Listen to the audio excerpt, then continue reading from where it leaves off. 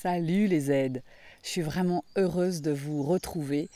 Ça fait des mois que j'ai pas fait de vidéo, ça fait des mois que je pense à faire une vidéo. Là, on est en plein confinement et j'avais envie de prendre de vos nouvelles à chacun d'entre vous, de donner des miennes, vous dire que ça va bien, que ça va beaucoup mieux. Cette vidéo, ça va pas être sur vous expliquer tout ce qui s'est passé pour moi pendant tous ces mois. J'y reviendrai sans doute dans des prochaines vidéos en prenant des thématiques comme ça par épisode. Là, c'était symbolique en fait. J'avais vraiment envie de laisser une trace pendant le confinement et en profiter pour faire cette vidéo dehors puisque j'ai la chance d'avoir un magnifique cadre de vie. J'ai envie d'aborder aujourd'hui dans cette vidéo les avantages et les inconvénients à être zèbre quand on est confiné. Comme beaucoup de vidéos, cette vidéo n'a pas d'autre prétention que d'être un témoignage. Mon témoignage, elle n'a pas la prétention à être une vérité, un cours ou quelque chose d'universel. Si tu t'y retrouves dedans, tant mieux. Si tu ne t'y retrouves pas, c'est bien aussi, ça permet de mieux se connaître.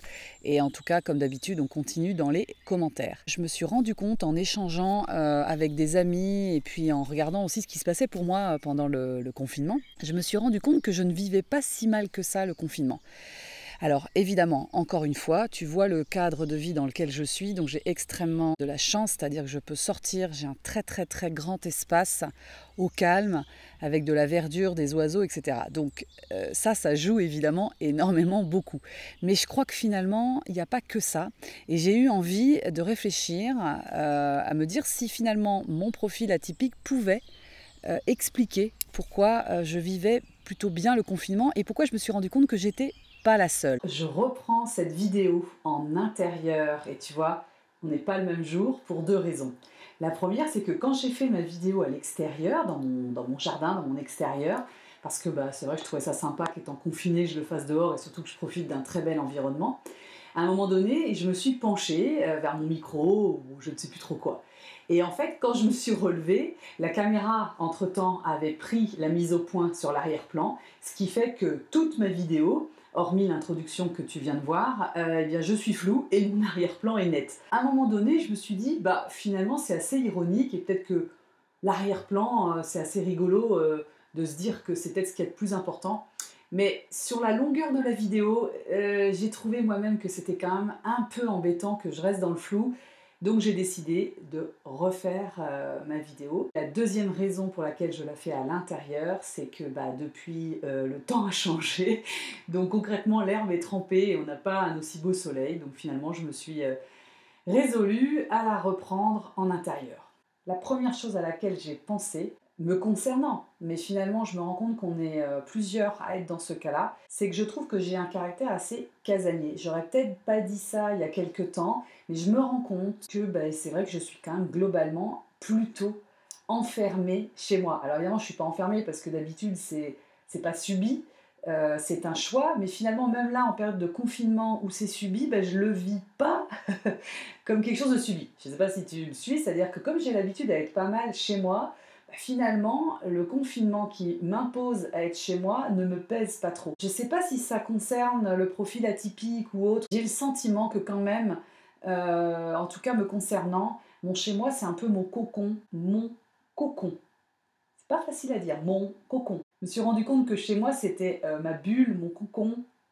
J'arrive pas à le dire. Ma zone de sécurité. Donc finalement, je me sens bien, j'y suis bien, même si c'est un endroit plutôt en vase clos, on va dire, parce que même si j'ai un très beau terrain, la plupart du temps, je reste dans ma maison. Dans cette période de confinement, d'être chez moi, ça me pèse pas trop, puisque j'ai l'habitude et parce que je me sens relativement bien et que je cherche même quelque part ce vase clos. Je savais déjà avant que j'avais cet esprit plutôt casanier. Alors chez moi il n'est pas toute l'année. Je suis plutôt casanière en automne et en hiver, c'est-à-dire voilà, des moments où il ne fait pas très beau, très chaud dehors.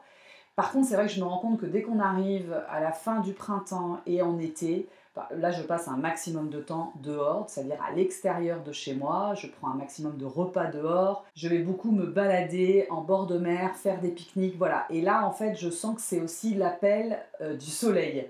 J'ai vraiment besoin de cette lumière, de ce soleil, et là, voilà, vraiment à ce moment-là, je vis un maximum dehors. Mais en dehors de cette période, qui finalement n'est pas une très grosse période dans l'année, j'avoue que je préfère rester au chaud de ma maison, dans mon univers à moi, avec les personnes que je connais. Voilà, c'est un univers finalement assez restreint et ça me va très bien. Pour te dire les choses très concrètement, je suis sortie de chez moi. Alors quand je dis chez moi, c'est pas forcément de ma maison, hein, mais c'est vraiment à l'extérieur de là où j'habite finalement, de ma propriété. Je suis sortie donc le 15 mars pour aller voter.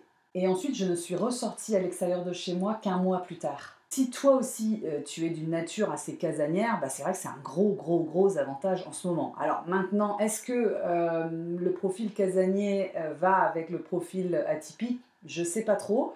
Je me rends compte malgré tout, pour les raisons qu'on va voir un peu plus loin, que ça revient quand même assez souvent. Le deuxième avantage à avoir un profil atypique et à être zèbre en période de confinement, je crois que d'ailleurs c'est le plus gros, et que je partage avec beaucoup d'autres zèbres, c'est le fait de ne pas avoir d'obligation, de ne pas être soumis à un cadre social. Je m'explique, il y a plusieurs choses là-dedans. C'est de ne pas avoir ce cadre auquel se conformer, s'adapter, qui nous demande beaucoup d'énergie et nous produit pas mal de stress, enfin en tout cas chez moi. Et là-dedans, je vois surtout deux choses. C'est le fait déjà de ne plus avoir d'obligation en termes d'horaire. C'est vrai qu'il y a quelque chose qui se relâche, on fait un peu ce qu'on veut, même si c'est important hein, d'avoir un cadre. Je vois en l'occurrence mes enfants sont à la maison, donc il y a moins ces horaires-là à respecter du temps du lever, du bus et donc de l'école.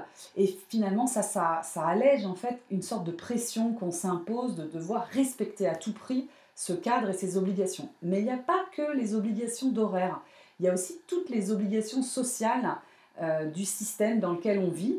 Et je me dis que finalement, en tant que zèbre, j'apprécie les règles de distanciation sociale. Ça me repose de ne pas avoir à me demander si je dois faire la bise, combien de bises, plutôt serrer la main selon que c'est une femme, un homme que je connais dans le milieu sportif de mes enfants, mais est-ce que c'est suffisamment proche pour que je leur fasse la bise? Enfin, tout ça, en fait, je me rends compte, ça m'encombre pas mal l'esprit, ça me demande de l'énergie, et puis c'est une zone de stress aussi, parce qu'il faut répondre à ces questions rapidement. Je veux dire, on est en face de la personne, et il y a ce temps d'hésitation où on sent que le malaise se met du côté de la personne, puisqu'il y a l'hésitation de notre côté. Et puis derrière, je me dis, oh là là, je sens bien qu'il aurait fallu que je lui fasse la bise. Qu'est-ce que cette personne va penser de moi? Elle va se dire que je suis hautaine, que je suis distante, voilà. Enfin, c'est pas naturel pour moi, en fait. Le fait d'avoir une distanciation sociale, c'est vachement pratique, quoi. Ça m'enlève une épine du pied. Et ça, je me rends compte que je suis pas la seule. C'est-à-dire que c'est une bonne excuse pour beaucoup de zèbres qui sont dans cette chose, dans cette relation à l'autre, pas toujours très naturelle.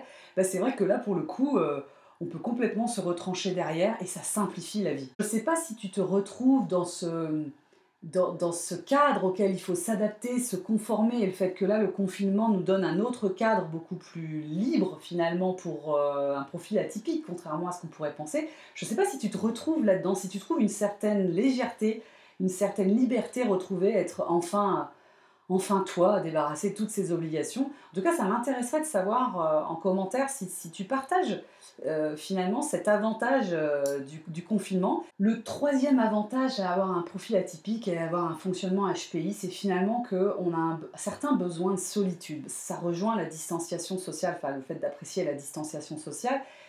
Et finalement, là, on l'a.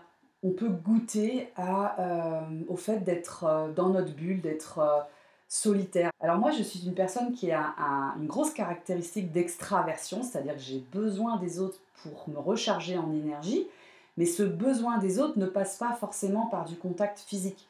Là, le simple fait de faire cette vidéo, je me sens connectée à toi et ça me procure de l'énergie. Mais à côté de ça, à côté des besoins liés à mon côté extraverti, je sais que j'ai un besoin de solitude, de repli sur moi, de pouvoir réfléchir, de prendre ce temps, de laisser ma réflexion se faire, le cheminement, de poser tout ça, j'y goûte pleinement. Et je me dis que dans ce confinement où le temps est un petit peu ralenti, où on revient à quelque chose d'un peu plus slow, moi ça me va carrément bien parce que ça me laisse tout ce temps. Finalement, je peux dire que le confinement nourrit pas mal les besoins liés à cette solitude.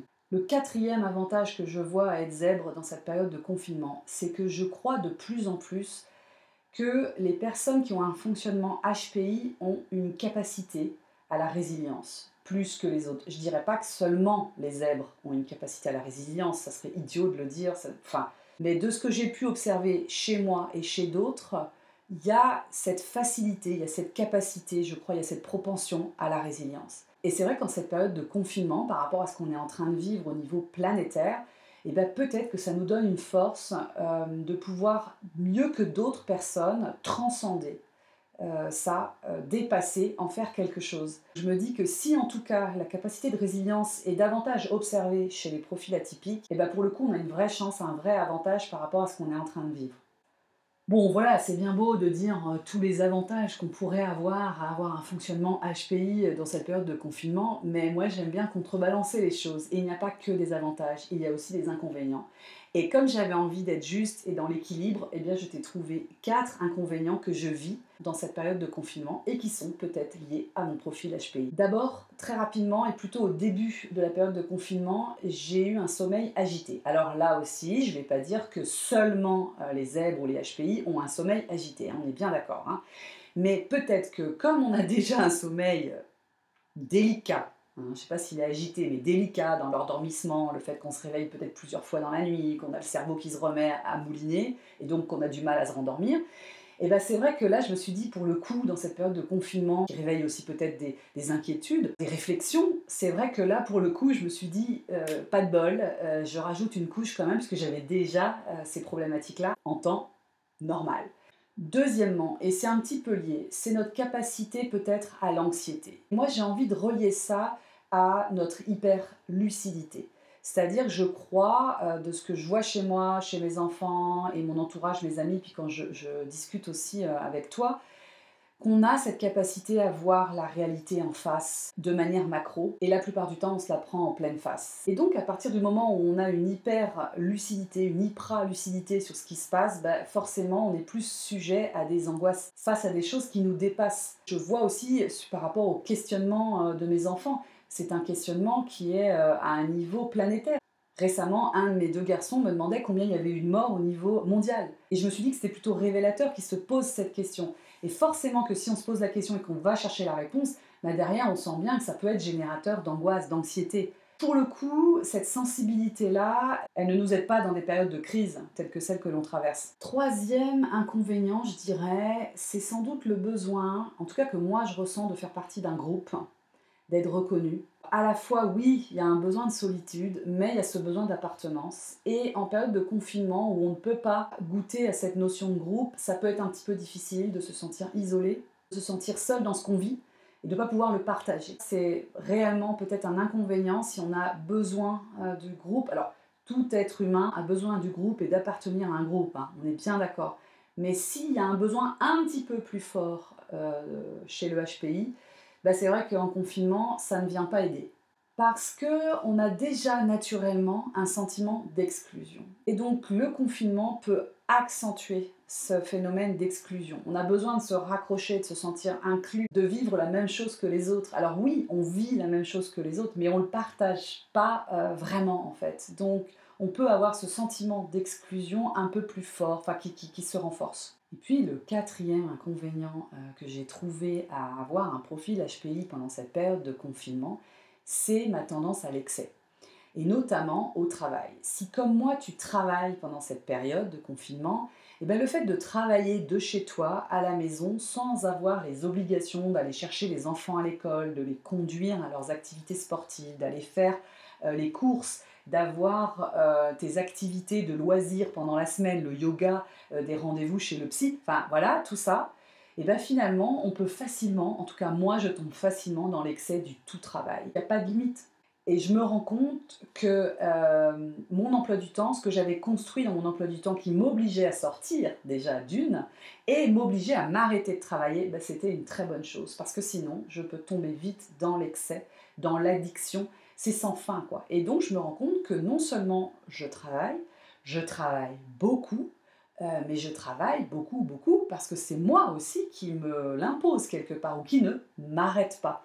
Et ça, je crois que je ne suis pas la seule à être comme ça. Peut-être que toi aussi, finalement, même si tu ne travailles pas, tu t'es dit « chouette, je vais avoir du temps libre », et tu ressens finalement cet excès à aller chercher de la formation, à lire, et que tu manques peut-être de temps. C'est-à-dire que ce qui est fou, c'est qu'on est en confinement et on peut ressentir le manque de temps, frustration de ne pas avoir fait telle chose, de ne pas avoir mis à jour telle chose. Voilà, c'était mes 4 avantages, 4 inconvénients. J'aimerais bien vraiment que tu réagisses, que tu sois d'accord ou pas d'accord, et puis peut-être que tu complètes cette liste, parce que ça nous permet toujours de mieux nous connaître, et donc de permettre à d'autres de mieux se connaître. Je te dis à très bientôt, et d'ici là, prends soin de toi, de ton entourage. Ciao.